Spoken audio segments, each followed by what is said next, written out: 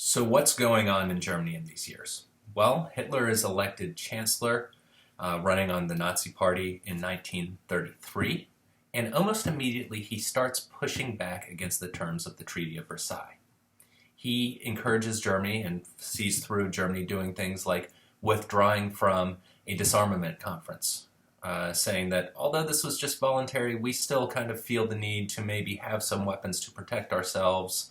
We're going to move away from here. We want independence from the rest of meddling Europe. What are you guys going to do about it? And the response is nothing. He slowly starts building up stockpiles of weapons with the rhetoric that this is being done for peace. In other words, if we have a bunch of weapons, nobody's going to invade us, so that's going to secure peace for us. He pushes back against all of the terms of the Treaty of Versailles related to increasing their military, and nobody challenges it. The word that is used most often in evaluating, especially Great Britain, but most of the Allies' powers' response to this is appeasement.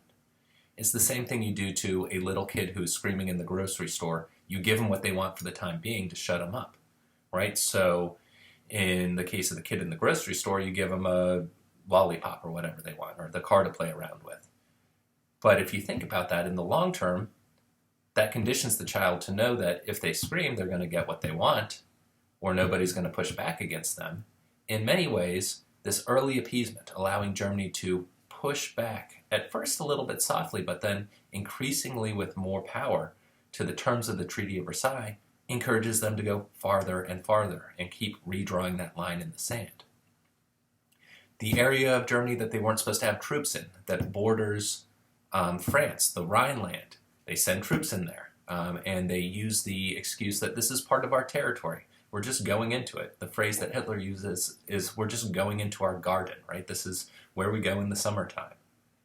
And we see the development of new alliances. Again, one of those terms of the Treaty of Versailles that nobody seems to care about, where Mussolini and Hitler see the potential advantages of an alliance between the two of them.